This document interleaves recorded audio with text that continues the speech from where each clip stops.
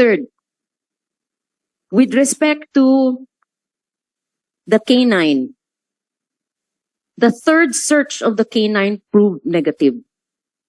Perhaps what he was showing you was the first video, but the third search proved negative. Fourth, the woman that he was showing crying in the video in front of the policeman is not a minor. What she was doing was trying to protect the grounds because they were trying to enter sacred grounds, and that is why she was crying out of emotion.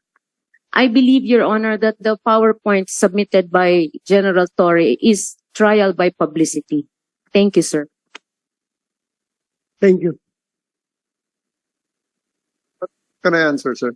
Go ahead. Just on the last statement of the good attorney, that this presentation is trial by publicity. If you want a fair trial, please ask Apollo Kibuloy to surrender. Thank you, sir. Okay. Mr. Chair, Now, wala talaga. hindi mo na kailangan sumusuko. sagutin yun. Kaya nga, Hindi mo hindi na siya kailangan- sumusuko. Magkano ba? hindi mo na kailangan sagutin. So, it's already 8:16 in the evening. I think before we suspend this hearing, I would like to get the commitment of the PNP. Ano ba talaga? Are you willing to sacrifice the future of the children ng mga estudyante? Hindi sila makapag-aral dahil sa continued presence niyo dyan sa area? Sir, we are not preventing them. Ha? We are not preventing them to continue with their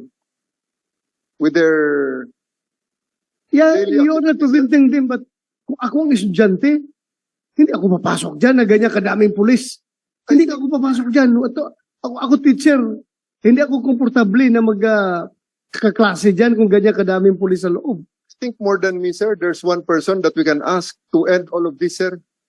And I think we know who he is. Because Kaya nga, your quest for the arrest of Pastor Kibuloy would mean sacrificing everything. Yung mga bata na nag-aaral, yung mga tao na nakatira dyan, ganun ba? So you will continue to stay.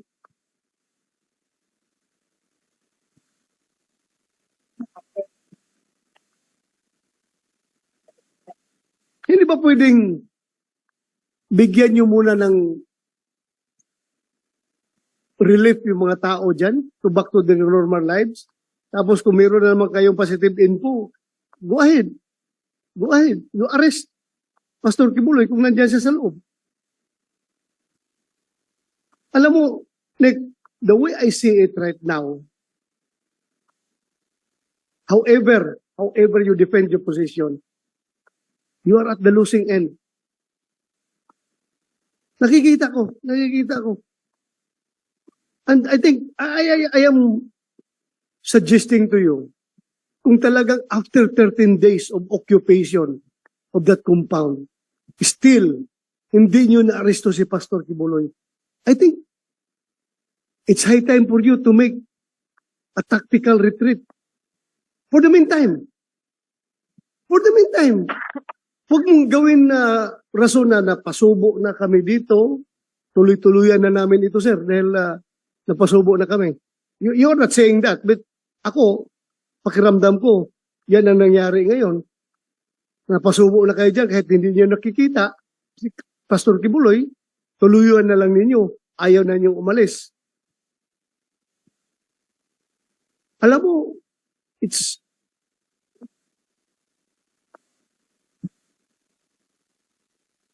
kung babalik sa normal yung buhay ng mga taga QJC, pag umalis kayo dyan, pati yung mga pulis natin, babalik rin sa normal yung buhay nila. And we are not preventing you from striking back. Kung meron kayong mabigat na informasyon na nandyan talaga si Pastor, pasukin nyo, arestuhin nyo. Pero continuously staying there is detrimental to both of the parties. QJC at saka kayo, police. Detrimental to both sides yan.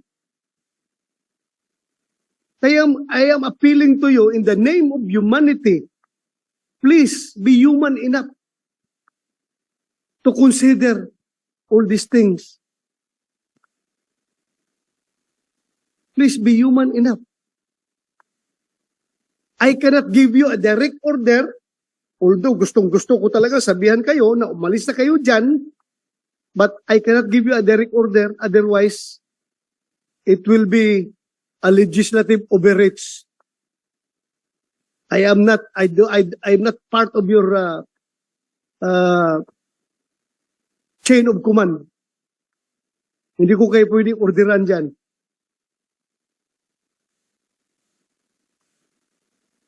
But as part of our oversight function over you, we have all the reason in this world to give you our advice, our recommendation, how to do things properly in the name of humanity.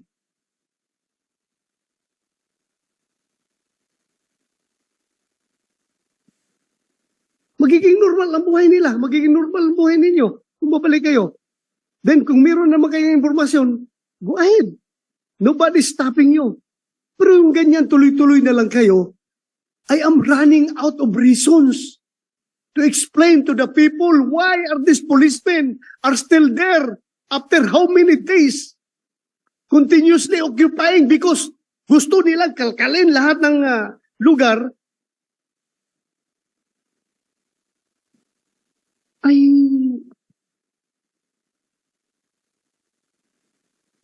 hindi ko in-invalidate yung mga rason ninyo na meron kayo nakikita, meron kayong informasyon, okay, that's part of your job.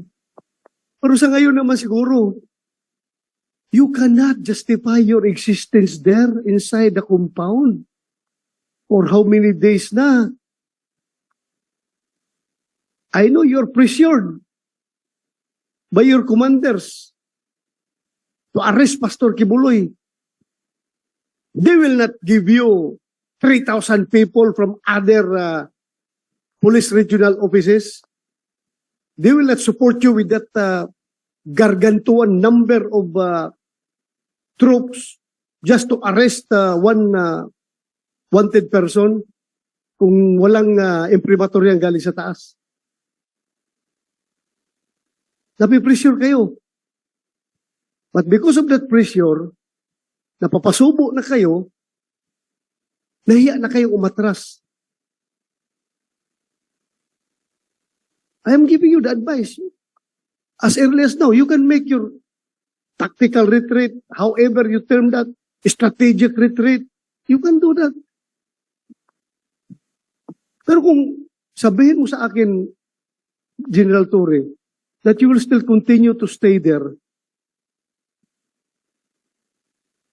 I don't know how to explain your continuous stay in that area, armed with the warrant of arrest. After 13 days, hindi pa niyo nahuli yung hinahanap ninyo. I am running out of reasons. I am running out of justifications. I want to help you. I want to help you justify your actions. Dahil mga tao ko kayo dati. I'm trying to help you. I am trying to justify your actions, but I'm running out of justifications. Ngayon, sabihin mo, tuloy-tuloy niyo pa. Well,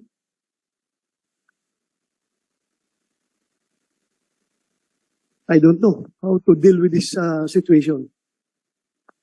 Kung nakikinig sana si President Bongbong Marcos ngayon, I am appealing to you, Mr. President, please, listen to these people. Mr. President, sana ibalik mo ang buhay nito mga tao na ito to normal, not only to the QJC members, but also to your policemen. Galing pa ito sa ibang region na ilang araw na dito, walang matinong higaan, walang matinong kain, walang matinong tulog, walang matinong ligo. I am appealing to you, Mr. President. Please act on this. Huwag ninyo isara yung utak ninyo para mahuli lang si Pastor Kibuloy, you are willing to sacrifice everything.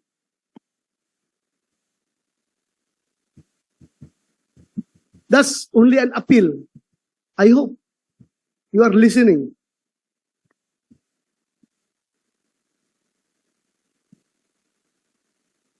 So again, I'm throwing back to you the question.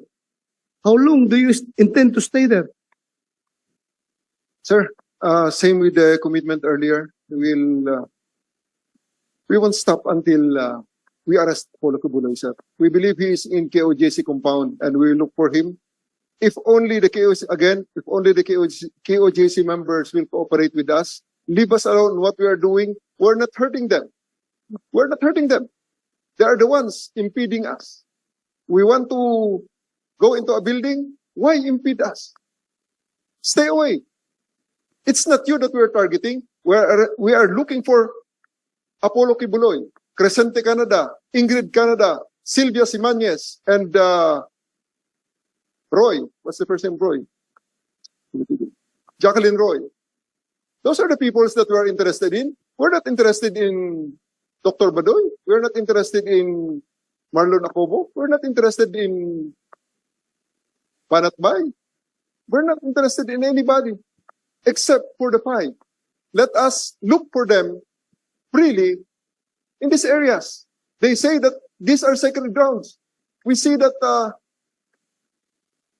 anyway, sir, this is really of no point of debating, considering that the court order still subsists, and it will be a great dereliction of our duty if we will stop and we will not comply with the court order.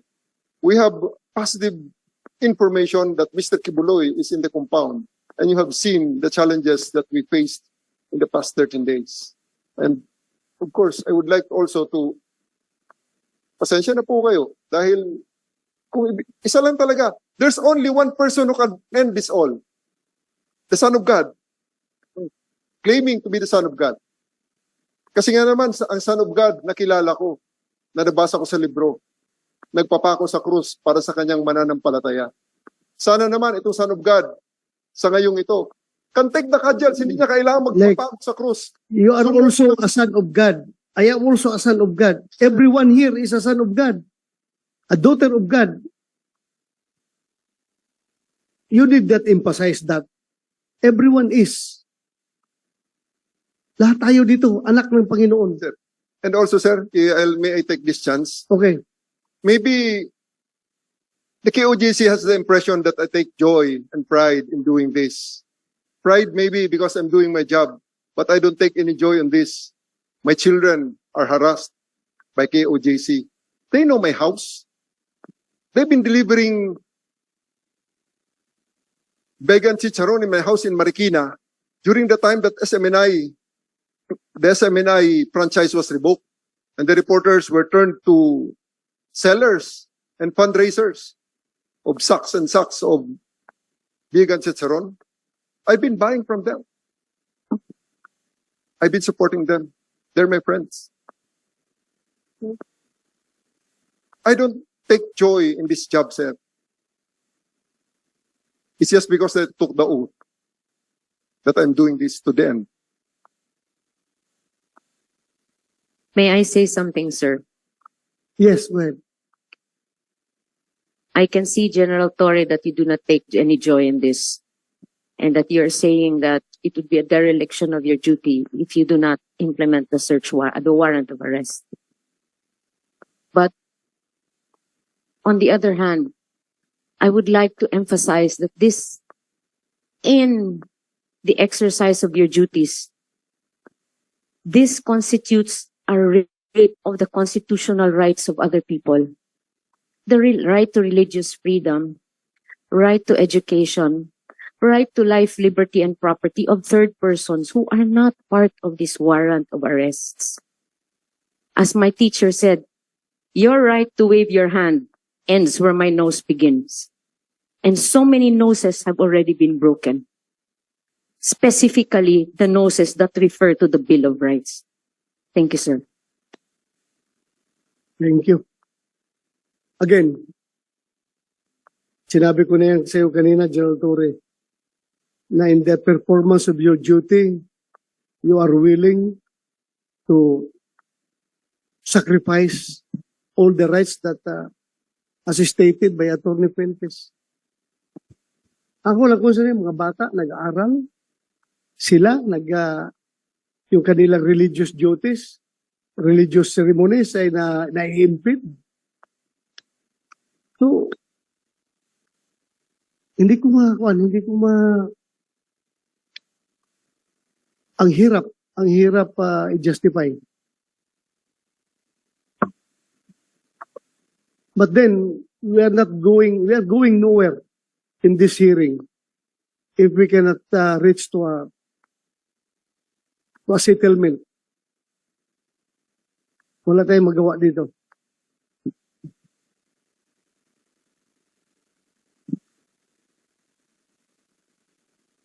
So, my colleagues, you want to comment, ask questions? It's already 8:31. Maraming salamat po, Chairman. Marami po akong gustong itanong pero kanina pa po ito. Pero, Please. opo, yun lang pong una sana sa human rights kay Ma'am Junite Rose F. Baruquillo, ma'am. Opo, magandang gabi po. Inabot na po tayo ng gabi. Gusto ko lamang pong tanungin, ma'am, kung kanina po sinabi nyo parang hindi pa kayo nag-iimbestiga, kayo po ay nagmamatsyag pa lang. Parang ano pong pinagkaiba nung nagmamatsyag sa nag-iimbestiga? Right now, Your Honor, pareho na pong ginagawa ng aming opisina sa regional office, yung pagmamatsyag at pag-iimbestiga. Sa pagpamamatsyag po, daily, we monitor them online and field works. Pumupunta po ang ating mga investigador sa area or outside the KOJC compound or inside if we're allowed. Yun po minomonitor namin kung ano yung mga incidents. Like in cases during dispersal, we were there, we were observing, we were monitoring. With respect to the investigation po na trabaho ng human rights, we already started it po.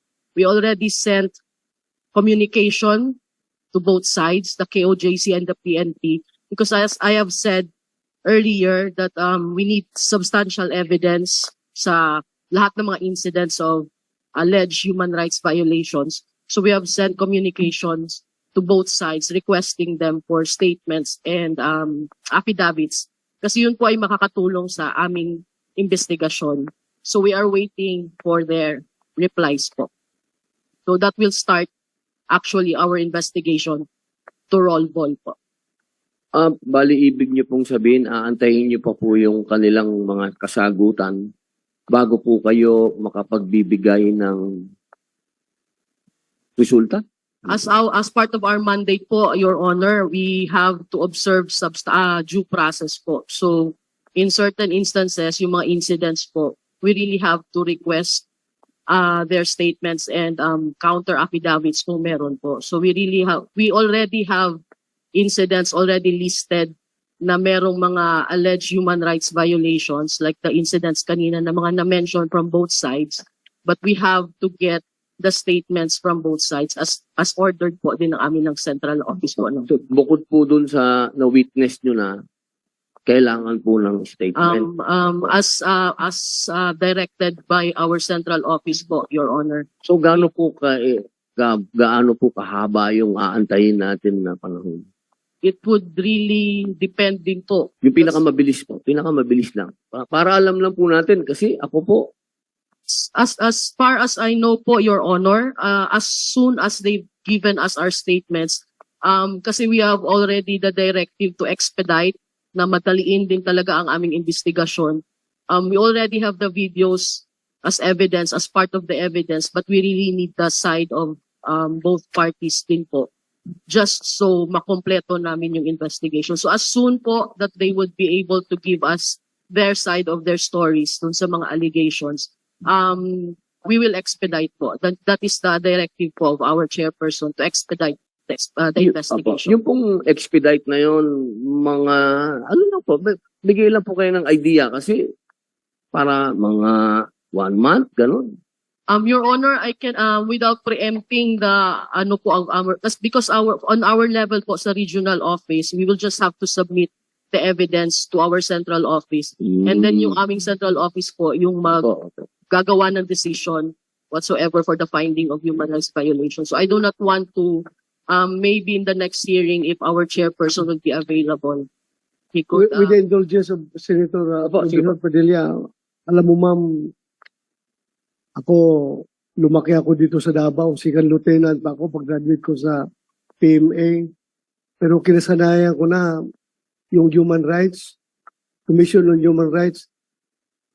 Napatay namin yung NPA. Ngayon, kinahapunan, may statement na kaagad yung human rights na yung ginawa ng mga PC ay hindi makatarungan.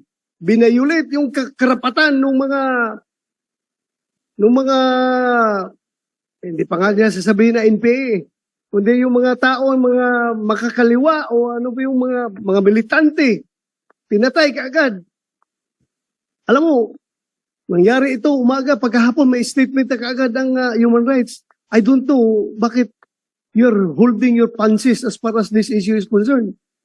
Your Honor, naglalabas din po ng statements ang So what aming statement commission. have you done So far as far as this issue is concerned?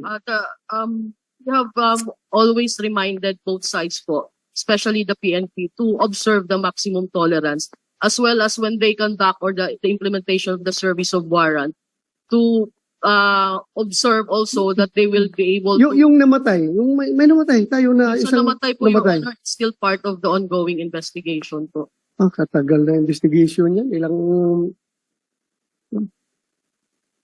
I will take that into, I will refer it to our central office. Opo ma'am, kasi para po sa amin, ayaw na po namin mag-escalate pa ito. Kasi kung titingnan niyo po, parehong side, medyo kami po dito sa harap, nararamdaman na po namin talaga yung tension. Sana ma'am, kayo na lang po ang maging referee. Kayo na lang po ang bilang kayo ang nasa human rights, sana po kayo po ang manguna at magsabi sa amin kung paano ba natin ito madi-de-escalate. Kasi hindi po natin to pwedeng pabayaan na ganito. Kasi nakita niyo naman po may video may video yung isa. Pag pinabayaan po natin ito, nakakatakot po ito ma'am kung magkasama po tayo kanina, nakita niyo naman po. Para po sa akin, napakahalaga po ng papel po ninyo. Sana po ay kaagad magawa po ninyo. Yes po, Your Honor. We will take that po in consideration po talaga. At amin pong ipapaabot din po sa aming central office for their guidance din po. Thank you po. Maraming salamat po. May tanong lang po ako sa ating mga bayaning kapulisan. Sir, alam niyo po ako po ay tunay na tagahanga ng kapulisan, lalong-lalo na po kapag we walk the extra mile para ma-serve po ang justice. Ako po dyan talagang tagahanga po ako niyan. Opo. Ako po ay naniniwala na kapag ang kapulisan natin nagpatulog-tulog, wala po talagang ma-serve na justice. Meron lang po akong mga mabilis na katanungan lang po. Una po kay General Torre. Sir, para lang po maging malinaw po sa lahat. Bali, sinasabi niyo po na wala pong expiration ang warrant of arrest. Tama po ba? That's what I believe, sir, and that's what the past president of IBP had already discussed in an extensive interview with an ANC program that I just forgot right now, sir. Opo. Bali po, sir, yung pong pagsaserve ng warrant po sa loob ng KOJC, wala rin pong expiration yun. Magkapatid po yun. Po. Yes, sir. Opo. Bali po, kung wala pong expiration yung warrant of arrest at wala din pong expiration yung pag-serve ng warrant, gaano po katagal po ang iniisip po ninyo, sir, na pag take over po? Hindi ko po alam kung ano pong tamang salita, ang legal na salita.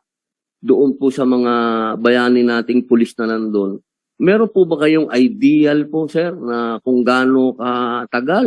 Isang buwan pa po ba? O In the last Senate hearing, sir, nang mag-dare si Mr. Katiil na i-welcome niya kami with a red carpet, kung legal ang aming ginagawa. And I think up to this point na talagang legal naman ang ginagawa. Ginang pa nga ng CA kahapon ang kanilang mga kung ano mga TPO na hindi naman namin na hindi naman talaga namin ginawa, sir. I actually told them in the transcript of the last Senate hearing, na-estimate ko lang, sir, sa laki ng problemang ito, na I need maybe 3,000 people to search the area for a month minimum, even without the interference. Kasi, sir, talaga namang kung gagawa naman, ako naman, sir, may ganyang billion, sir, makakagawa talaga ako ng bahay sa ilalim ng lupa na wala ka problema, pera naman, sir, ang katapat niyan. Makakagawa talaga tayo, sir, ng bunker na pwede tayong tumira ng 1 taon, sir. And that is among the recurring information that was given to us by our informants. Pero at the end of the day, sir, I really don't take joy in this job kasi before ako ma-assign dito, sir, commander ako ng isang national support unit. Napaka-peaceful na aking existence. And I really can't refuse and I really cannot go against orders issued against me. So, ito na nga, sir, ang naging resulta. I want this to be finished as soon as possible.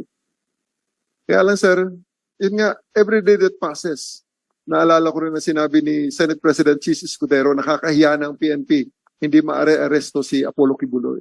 So, isa rin yun, sir, sa mga driving forces na kinukonsider namin. so, sir, Matapos ito, sir. sinasabi niyo po, sir, na 100% na naniniwala po kayong nandun si Pastor. Up to this point, sir, wala kaming nakikita ang ebidensyang contrary na si Apollo Kibuloy ay wala sa KOJC. Nandiyan sa sir, paikot-ikot, running circles around us with the help of his supporters. So, kailangan talaga namin, sir, ang search that will be done on our way. And with this, sir, after the Senate hearing, I would like to ask the KOJC to cooperate with us. Otherwise, we'll be using, again, other provisions of the law, like arrest will be harder, sir, because walang katapusan ito. So, will be harder and we'll be ensuring that everyone who obstructs justice will be arrested.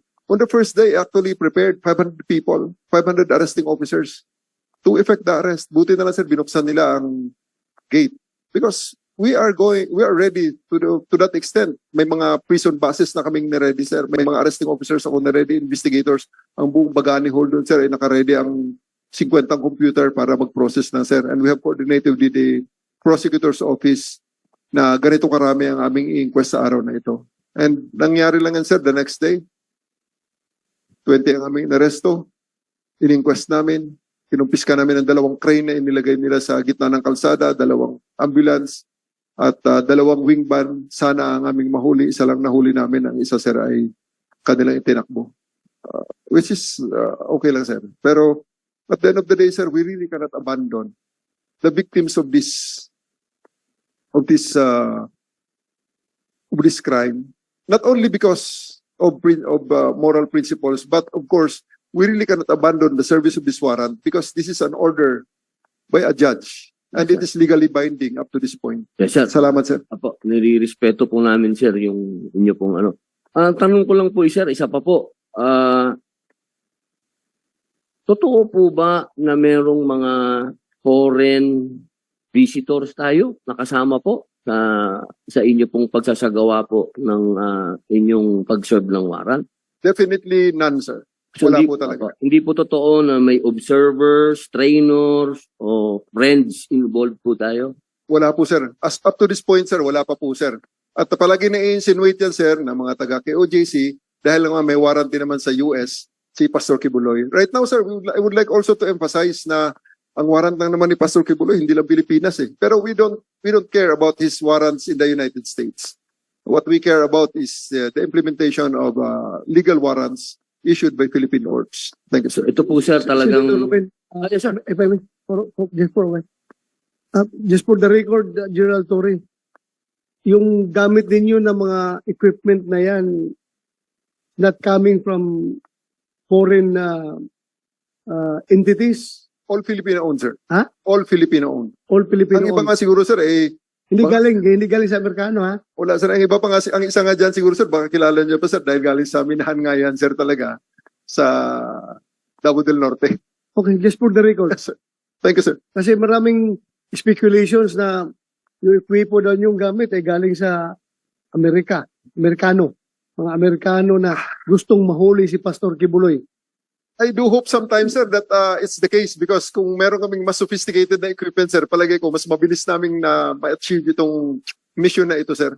I do hope that offers come and we'll always welcome that. As long as there'll be no strings attached, we'll just implement Philippine laws if they assist us. All quarters, all helpers, all people interested in helping us, like how we arrested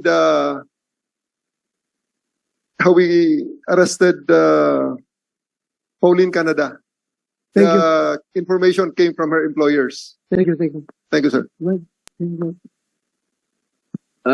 Sir, kanina po pinakita po ninyo yung mga video. Sabi po ninyo nagmumura sila, hindi kayo nirirespeto. So, paano po ang treatment po ninyo sa mga KOJC members, sir? Sila po ba ay religious group o sila po ay political? Sa inyo pong, sir, sa inyo pong mga briefing sa inyo pong sundalo. I don't pass judgment. I have not passed and will not pass judgment to them, sir, at this point in time. Nagkataon na siguro, sir, na medyo, ayan, sa itim kong to at sa kapal ng balat ko, sir, hindi na tumatalab sa akin ng ganyang mura, sir. So, medyo swerte rin ako sa bagay na yan, sir. At okay lang sa akin, sir. At nakikita natin na nakita nyo naman sa video kung paano kami tinitreat. Even on the first day, sir, ang nangyari kasi noon, sir, first day. Kaya hindi talaga, sir, totoo na may cooperation at the very first day. Really, the resistance is so strong. Nagkataon na, sir. Siguro. Ito nga, sir. Makapalang balat ko, sir. Hindi ako tinatablan ng ganyang mura, sir. Thank you. Yung treatment po sa kanila, sir, nung ating mga bayaning pulis, religious group pa rin po. Hindi naman po sila political. Yes, sir. Kumbaga, yung mga makakaliwa, yung magugulo, yung gano'n, hindi po. We still respect them, sir. And as you have seen in the many videos that we saw, di ba, sir, may tumalon doon, sir, na sinipa yung shield. Pagbagsak nun, sir, hindi yun inano ng mga pulis natin, sir. Pinabayaan lang yun. So, okay na, sir. We have always and will always exercise maximum tolerance. Thank you, sir. Salamat din po, sir. Chairman, magtanong lang po ako sa